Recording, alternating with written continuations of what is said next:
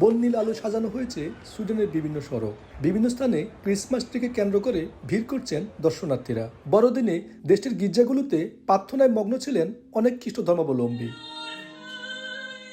প্রায় 70 ভাগ খ্রিস্ট ধর্মাবলম্বী দেশটিতে প্রতি বছর বড়দিন আর নববর্ষ উপলক্ষে নভেম্বর থেকেই উৎসব উদযাপন শুরু হয়। এবার বিশ্বের বিভিন্ন স্থানে যুদ্ধ সহিংসতা বন্ধে গির্জায় গির্জায় প্রার্থনা করেন যিশুর অনুসারীরা। সরকারি ছুটি থাকায় আনন্দ উদযাপনে অংশ নেন প্রবাসী বাংলাদেশিরাও। সুইডেনের বাঙালি খ্রিস্টান কমিউনিটির পক্ষ থেকে ধর্মবর্ণ নির্বিশেষে সবাইকে জানাই বড়দিন এবং নববর্ষের শুভেচ্ছা। সবাই এখানে একত্রিত হয়ে যিশু খ্রিস্টের জন্মদিন পালন করতে পারছি বলে খুব আনন্দ লাগছে। অশান্ত এই পৃথিবীতে আবার শান্তি ফিরে আসুক, সবাই সুন্দরভাবে আবার জীবনযাপন করি বড়দিন উপলক্ষে এই শুভকামনা সবার।